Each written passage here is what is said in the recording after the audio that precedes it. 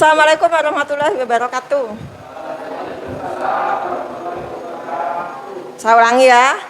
Yang semangat ya. Assalamualaikum warahmatullahi wabarakatuh. Selamat pagi. Lebih tepatnya pagi menjelang siang.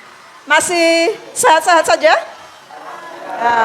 Ya, kabar baik buat kita semua. Semoga selalu sehat walafiat. Amin. Agar pembelajaran kita berjalan dengan lancar, kita berdoa dulu bersama-sama. Silakan Engros dipimpin berdoa teman-temannya. Siap. Belum mulai pembelajaran, marilah kita berdoa bersama-sama di dalam hati. Berdoa dimulai.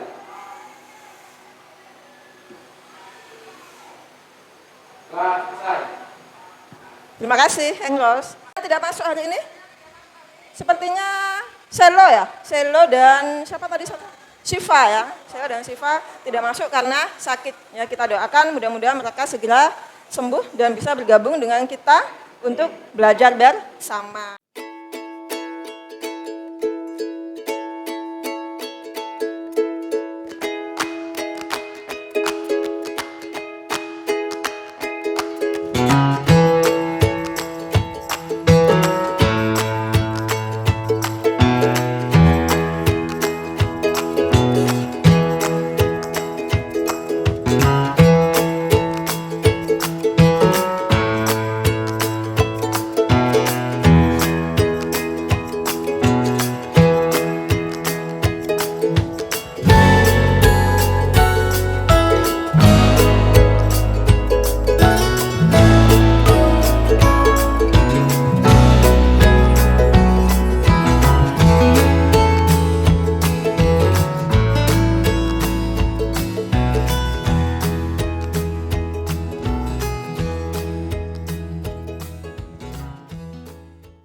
Video teks editorial. Jadi teks editorial itu selain bisa kalian lihat di media cetak, juga bisa kalian saksikan di media audiovisual ya, seperti di televisi, seperti yang ada di sini. Ya, ini saya ambil dari Metro TV, ya, Metro TV editorial media Indonesia. Kalian bisa saksikan ini. Mudah-mudahan kalian suka ya, dan bisa membantu kalian untuk lebih mudah memahami tentang seperti apa sih teks editorial itu. Selamat menyaksikan.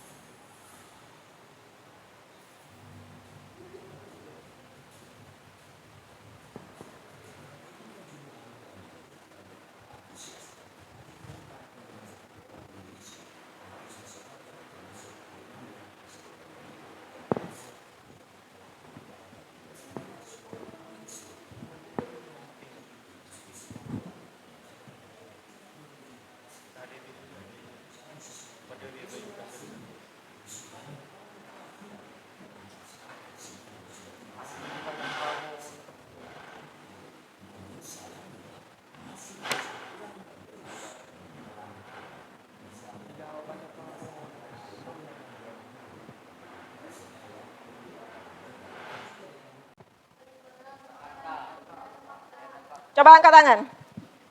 Gantian ya. Berisi kalimat fakta. Kalimat faktanya kira-kira apa tadi yang disampaikan? Kira-kira? Apa ya? Selain berisi kalimat fakta, apa lagi? Video tadi, selain berisi fakta, berisi apa lagi? Berisi? Anda bisa jawab? Berisi? Argumen. Argumen itu apa? Argumen itu adalah pendapat. Selain itu, ciri apa lagi dari teks editorial yang ada di video ini? Video ini membahas tentang peristiwa Kanjuruhan yang terjadi 2 bulan lalu. Ya. Saat itu, ya, berita ini bersifat apa? Bersifat aktual atau atau terkini. Jadi itulah ciri-ciri teks editorial ya. Jadi bersifat aktual. Artinya isu yang ditampilkan dalam sebuah teks editorial atau isu yang dibahas dalam teks editorial itu bersifat terkini atau terbaru atau hangat dibicarakan masyarakat. Kemudian yang kedua berisi kalimat fakta, berisi fakta ya. Kemudian juga berisi opini. Jadi fakta dalam teks editorial ini berguna untuk memperkuat opini penulis. Siapa yang menjadi penulis dalam teks editorial? Siapa? Ada yang bisa menjawab? Yang menjadi penulis dalam teks editorial adalah sebuah reporter atau penulis berita ya, atau wartawan. Tapi kalian tetap harus mengetahui apa sih teks editorial dan kalian juga tetap lihat sendiri, kalian baca sendiri siapa saja anggota kelompoknya dan silakan bergabung dengan kelompok masing-masing. Bu Pandu hitung sampai angka 10. Bu Pandu hitung mundur. 10, 9, 8, 7, 6, 5, 4, 3, 2, 1, selesai. Silakan segera bergabung dengan kelompok masing-masing. Kompetensi dasar pada pembelajaran kita kali ini adalah sama dengan pertemuan sebelumnya, yaitu menganalisis struktur dan kebahasaan teks editorial. Hanya saja untuk struktur kita sudah membahas minggu lalu. Ya, kemudian untuk hari ini kita membahas tentang kebahasaan teks editorial. Tujuan pembelajarannya apa? Tujuannya supaya kalian memahami bagaimana sih ciri kebahasaan teks editorial, ya. Kaidah-kaidah kebahasaan teks editorial itu bagaimana? Nah, itu tujuan pembelajaran. Lembaran kertas Buffalo. Jadi masing-masing kelompok akan saya beri dua macam kertas ini. Yang ini untuk dikumpulkan, yang lembar folio ini untuk dikumpulkan. Yang kertas warna-warni ini nanti digunakan untuk presentasi. Jadi nanti tiap kelompok perwakilan. Bagaimana presentasinya? Jadi satu. Maksudnya bagaimana? Ya. Oh begitu. Ya tulis nama kelompoknya, kelompok 1, kelompok 2, ya. Kelompok 3, 4, 5. Ya. Kalimatnya kan banyak ya Bu ya. Kalimatnya ada kalimat retoris, kalimat konjungsi. Nah itu nanti kalimat konjungsi sama dengan itu. Ya, kalimat konjungsi bukan kalimat konjungsi ya. Konjungsi atau kata penghubung ya. Jadi kalimat mana yang ada konjungsinya tuh kamu tulis. Ya. Kemudian kalimat mana, nanti kata-kata penghubungnya atau konjungsinya di garis bawah. Kemudian misalnya lagi apa, verba material. Kalau misalnya ada kalimat yang menggunakan verba material, ya kamu tulis kalimatnya, nanti verba materialnya di garis bawah. Ya gitu. Nanti kalau ada kalimat yang menggunakan verba mental, misalnya, ya kamu tulis kalimatnya, nanti verba mentalnya di garis bawah. Gitu. Kalau misalnya nggak ada kalimat retorisnya gimana? Ya nggak apa-apa. Nggak masalah. Ya. Ya, saat ada kelompok yang presentasi, kelompok lain bisa memberikan tanggapan. Tanggapan bisa berbentuk kritik, bisa berbentuk pendapat, atau bisa berbentuk saran.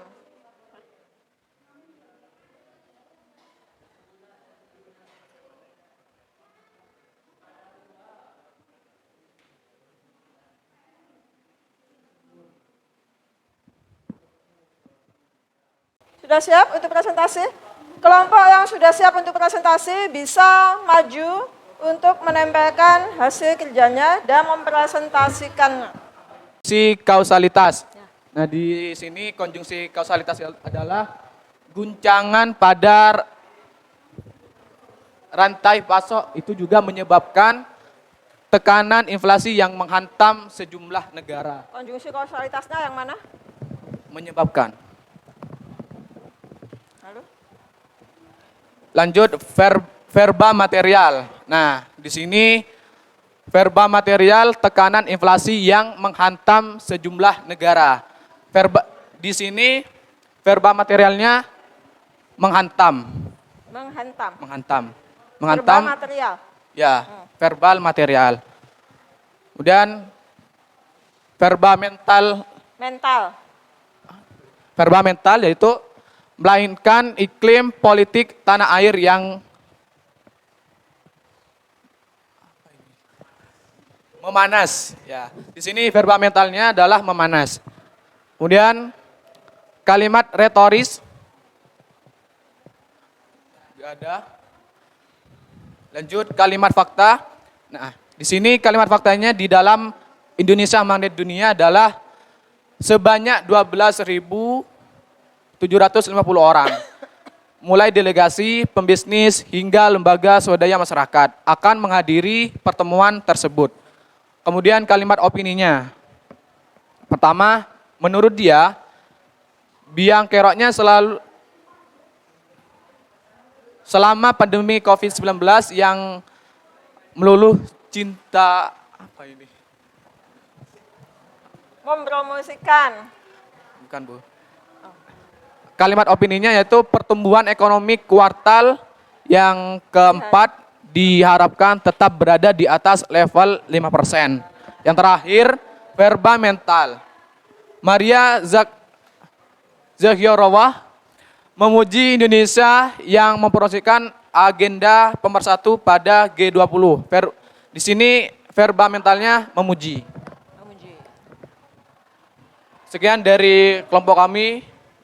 Kurang lebihnya, Assalamualaikum warahmatullahi wabarakatuh. Waalaikumsalam warahmatullahi wabarakatuh. Tepuk tangan. Terima kasih, kelompok Engros. Kelihatan.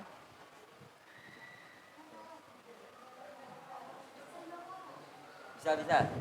Yang kedua, resesi yang membawa kegelapan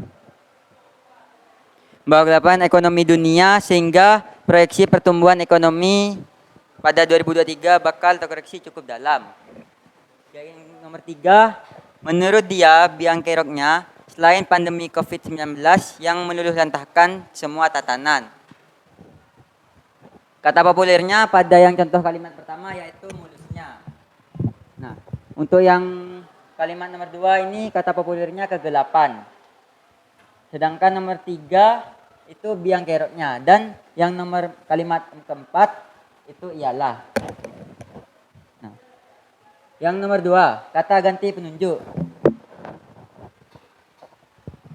Kalimat contoh yang pertama yaitu akan menghadiri pertemuan tersebut. Kata ganti penunjuknya. Kata ganti penunjuknya terdapat pada ini, kata tersebut. Untuk yang kalimat kedua, guncangan pada rantai pasok itu menyebabkan tekanan inflasi. Nah, kata ganti petunjuknya ada di kata itu. Di sini kami menelaah dan menemukan pada kalimat sejumlah pertemuan pendahuluan terkait dengan 3 topik KTT G20 yakni transformasi digital, arsitektur kesehatan global, dan transisi energi sudah digelar di Pulau Dewata tersebut. Nah, di sini kata populernya adalah Pulau Dewata.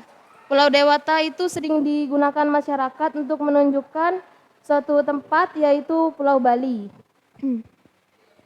Kemudian yang selanjutnya di sini ada kata ganti penunjuk. Kata ganti atau pronomia adalah kata yang digunakan untuk menggantikan suatu benda. Di sini kami menemukan pada kalimat sebanyak 12.750 orang memulai delegasi, pebisnis hingga lembaga swadaya masyarakat akan menghadiri pertemuan tersebut. Jadi kata ganti penunjuknya ada di kata tersebut. Kemudian yang selanjutnya adalah konjungsi kualitas, kausalitas. Mohon maaf.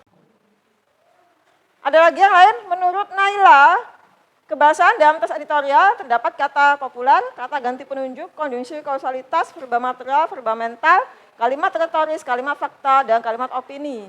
Pada awalnya saya tidak memahami verba material maupun mental, namun sekarang saya sudah paham setelah diberi penjelasan. Ya, terima kasih buat kalian semua. Tepuk tangan buat kalian semua. Ya, terima kasih atas semangatnya, terima kasih atas segala jawabannya walaupun tidak ditunjuk. Kalian tetap mau menjawab, tetap mau presentasi tanpa saya tunjuk, ya.